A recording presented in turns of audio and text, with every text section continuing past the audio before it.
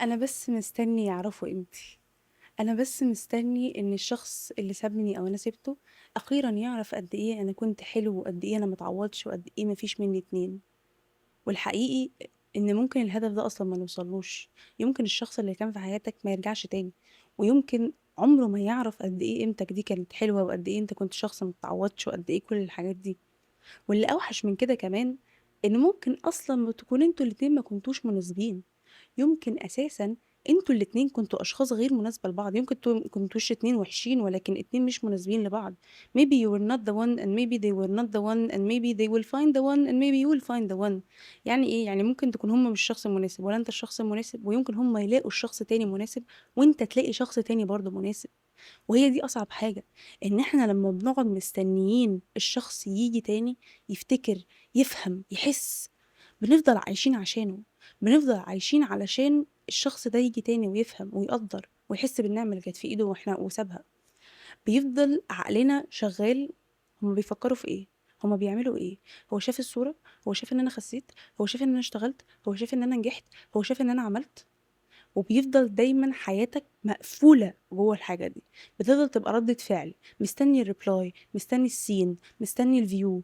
لكن حياتك مش بتبقى علشانك، ما بتبقاش عايش علشانك. أصعب حاجة إحنا بنعملها وأصعب حاجة نتخطاها هي إن نتقبل إن الشخص ده ممكن ما يجيش تاني. لمّا بنمشي من علاقة أو لمّا علاقة بتمشي، بنبقى دايمًا قاعدين مستنيين،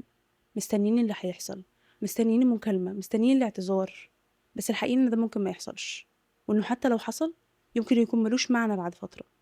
ولكن ما ينفعش أعيش على أمل إنه يحصل، لإن لو عِشت على أمل إنه يحصل هيفضل حياتي عبارة عن ردة فعل وبس. وعشان أدّيكم نصايح بجد، من أحلى الحاجات اللي ممكن تعملوها هي إن أنتم بعد ما تمشوا من علاقة تعملوا list بالحاجات اللي ما كانتش بتعجبكم في العلاقة دي، الحاجة اللي ما كانتش بتبسطكم أو بتريحكم، والحاجة اللي كانتش بتبقى دايمًا تقيلة على قلبكم، قد إيه أنتم كنتم بتعدّوا حاجات وبتتخطّوا حاجات وبتعملوا نفسكم مش واخدين من حاجات وبتتضايقوا من حاجات،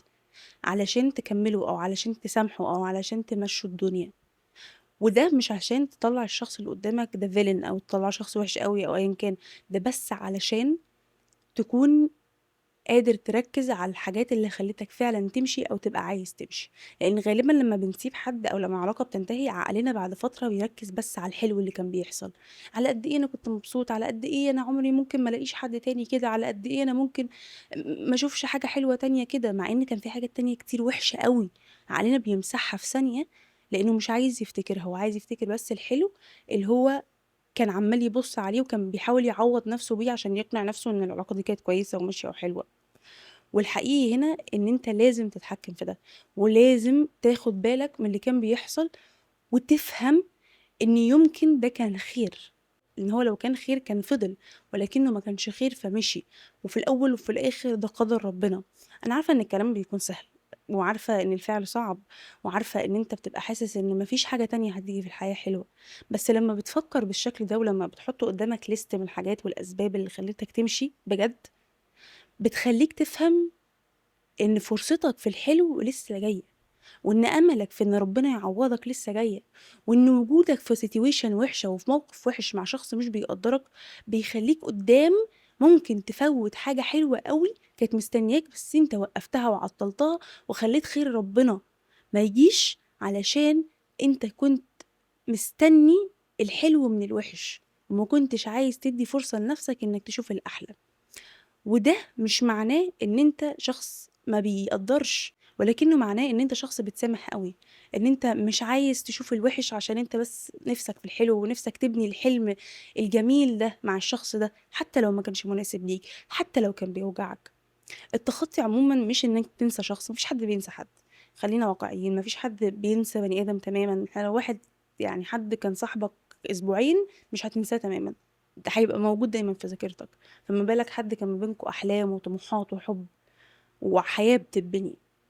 ما ينفعش تتقبّل من نَفْسك أو تتوقّع من نَفْسك إن أنت تنسى حد تمامًا، ولكن اللي بنعمله هو إن إحنا بنحاول نتعايش مع عدم وجود الشخص ده، ونتفهّم إن في حكمة، وإن في حكمة إن الحاجة دي ما كملتش في حياتنا لإن ربنا عارف، ولإن أنت شُفت الحاجات الوحشة وعملت نَفْسك مش شايفها علشان تكمّل، علشان كان نِفْسك ترسم الصورة الحلوة أوي دي. من الحاجات اللي لازم تفهمها إن كده، كده التخطي أو يعني المرحلة اللي بتبقى بعد البريك اب أيًا كان بتبقى شهور أو سنين، هي عمرها ما بتكون حاجة واحدة، يعني عمرها ما بتبتدي صعبة أوي بعد كده بتبقى خفيفة خالص وبتسهل وعمرها ما بتبقى وحشة تاني، هي لغاية وقت كبير بتفضل عبارة عن سهم عمّال يطلع وينزل، شوية تبقى حاسس إنك حلو والحمد لله وربنا كرمني إن أنا خلصت، وشوية طب وافرض ما لقيتش تاني، طب وافرض ما حصلش تاني، طب هل أنا ما أستاهلش، طب هل أنا غلطت، وشوية لأ أنا كويس وإن شاء الله خير وإن شاء الله هالاقي وإن شاء الله قدامي فرص كتير وأنا أستحق حاجة كويسة، وشوية ترجع تاني، وهذا هو الطبيعي واللي لازم تتقبله وتتوقعه من نفسك وغير الطبيعي تمامًا هو إن أنت أول ما تخلص خالص تبقى تحفة وما ترجعش تاني وما تفكرش تاني وما تعملش تاني، ده معناه إن أنت ما كنتش في حاجة أصلًا، أنت ما كانش فارق الشخص اللي معاك ده بربع جنيه، يعني أنت ما كنتش أصلًا لا تصنف إن هو break up أصلًا، لإن أنت ما دخلتش في حاجة، لإن مش من الطبيعي إن أنا أطلع من علاقة كاملة وألاقي نفسي إن أنا مش حاسس بأي مشاعر، إن أنا ما عنديش أي مشاكل، إن أنا ما فيش أي حاجة. وفي situation تاني هاحب أكلمكم عليه،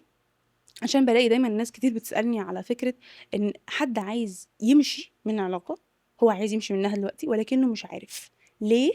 لإنه خلّى الشخص ده كل حياته، وفي الحالة دي مش هانصحكم بإن أنت تقوم من النوم تمشي، وتقفل كل حاجة وتقطع كل حاجة وتعمل كأن شيئًا لم يكن وخلاص، في الحالة دي أبقى غبية وتبقى غبي لو افتكرت إنك تمشي على طول هو الحل، ولكن الحقيقي هو إنك لو مشيت على طول بدون أي مقدمات وبدون ما يعني تمهد لنفسك الطريق هتنتكس وغالبًا هترجع وهتكتشف أو عقلك هيهيأ لك إنك ما تقدرش تعيش أبدًا من غير الشخص ده وإنك لازم ترجع ده شيء إجباري وإن ما فيش أمل تاني. ولكن هنا لازم تعمل عملية تدريجية، عملية واحدة واحدة كأنك كده بتسحب الحاجة من نفسك. أول حاجة لازم تقتنع إن العلاقة دي مش شغالة وتبتدي تكتب الليستة بتاعتك. ثانيًا لازم تبتدي تقلل شوية من وجود الشخص ده، بدل 3 مكالمات مكالمة، بدل 4 مقابلات مقابلة، بدل تفكير كتير، كتير، كتير، كتير نشغّل نفسنا في حاجة تانية. أرجع تاني أشوف ناس حواليّا، أرجع تاني أنزل مع أصحابي، أرجع تاني أتقابل مع الناس، أرجع تاني أعمل أي هواية باحبها، أرجع تاني أشتغل، أرجع تاني أركّز في حاجة تانية، أرجع أشغِل عقلي بحاجات تانية، واحدة، واحدة أدّي لنفسي مساحة من الحياة بعيدة عن الشخص ده، فبعد كده أقدر إن أنا أقيّم من بعيد وأشوف هل فعلًا المشكلة في الشخص والّا المشكلة إن أنا خلّيت حياتي كلّها عليه. لإن أحيانًا لمّا بنخلّي حياتنا كلّها مُعتمدة على التصرُّف من شخص، كلمة من شخص، نظرة، بتخلّينا عايزين وحاسين دايمًا إن إحنا مسؤوليتنا في إيديه بكل شيء، فبالتالي إحنا بنتخنق والشخص بيتخنق والعلاقة بتتخنق، وممكن الموضوع يبوظ بسبب ده، ولكن أنا مش باقول لك كده علشان تحاول تنقذ العلاقة بالشكل ده، أنا باقول كده علشان لمّا بننسى إحنا مين أو بنفقد our sense of self إحساسنا بنفسنا، ده بيخلّينا مركّزين أوي على شخصه وعلى أفعاله، وكل الناس بتغلط، وكل الناس بتعمل حاجات وِحشة، وكل الناس ممكن تضايقك، وبالذات لمّا يكون حد أنت بتحبه، فبالتالي كل تصرُّف صغير هيعمله هيفرق معاك. فبالتالي لمّا بتفضل مركّز على حياتك على الshape بتاعه هو، بتلاقي نَفْسك إن أنت عندك نوع من التشتُّت التوتُّر الكبير جدًا من كل تصرُّف الشخص ده بيعمله، فلازم تبقى عندك حياتك. أنا عارفة إن الكلام ده ممكن يكون لازم تعمل مش عارفة إيه، لازم تعمل مش بس هي الحقيقي هو إن إحنا لمّا حياتنا بتكون عبارة عن حاجة واحدة، حياتنا بتبوظ وعلى فكرة ده مش بس في علاقة، شغل، طموح، أمل، أيًا كان لو حياتك وقفت على حاجة واحدة بس، مش هيبقى عندك حياة، لإن الحاجة دي لو راحت في أي يوم من الأيام بسبب أي شيء، لإن كل حاجة بتتغيّر في الدنيا دي، أنت حياتك انتهت. فبالتالي ما ينفعش إن أنا آجي أقول لك في situation زي دي امشي، ما تفكّرش، لأ، لازم تاخدها واحدة، واحدة، زي ما الشخص ده دخل واحدة، واحدة، لازم يطلع واحدة، واحدة. ودي حاجة أنا كنت اتكلمت عليها في فيديو تاني، فكرة يعني ممكن نتكلم عليها بشكل أكبر في فيديو تاني، هي إزاي تدخّل الناس حياتك وإزاي تطلّع الناس من حياتك، لكن بشكل مختصر أنت لازم تدخّل الناس في حياتك بشكل تدريجي عشان تقدر تقيّم من يستحق، ولازم لمّا تطلّعهم تطلّعهم بشكل تدريجي عشان تعرف تحدد فعلًا مين يستحق إنه يطلع برّه، وإزاي يطلع برّه وما تنتكسش بعد الانفصال أو بعد الخروج. مش مهم إن أنت تنسى تمامًا، ولا أنا طالبة منك إن أنت تبقى بني آدم ما بتحسش أو إنك تتخطى على طول، روح شوف اللي بعده وروح اعمل روح يا بنتي يلا شوفي اللي بعده. لأ. وعلى فكرة دي من أوحش النصايح، إن أنا أروح أبدل ريباوند. دي مش حاجة حلوة، علشان ده كل اللي هيعمله هو إن هيخليك عمال تفكر في الشخص التاني وبتقارن، والشخص ده هيتظلم وأنت هتتظلم. فدي مش فكرة حلوة تماما. ولكن أنا مش طالبة منك إنك تنسى على طول، ولا طالبة منك ولا عايزاك تتوقع أبدا إن حياتك في المرحلة دي هتكون سهم مستقيم. هي هتكون عمالة تطلع وتنزل ومشاعرك هتتلخبط، وهتلاقي نفسك أيام بتعيط ومتضايق ومخنوق ومش طايق حاجة. وتقبل ده، ولازم تتعامل معاه، ولازم تسامح نفسك على إنك اتضحك عليك، على إنك لو أنت مثلا العلاقة اللي أنت كنت فيها اتضحك عليك في مشاعر، اتضحك عليك في حاجة، أو كنت عبيط قوي أو كنت فاهم وعامل نفسك عبيط. لازم تسامح نفسك على إنك عملت كده، علشان أنت كان عندك أمل في الحياة الحلوة، في الحب، في الجواز، في النجاح، في الأسرة. انت كان عندك أمل، لازم تسامح نفسك على اللي انت كنت بتعمله. لو قعدت تجلد ذاتك عمرك ما هتتقبل ان انت تبقى أحسن أو انك تلاقي حاجة أحسن. المهم انك تسامح، وانك تحاول تبقى أحسن، وانك تتقبل من نفسك انك ممكن تقع، بس المهم انك تقوم تاني.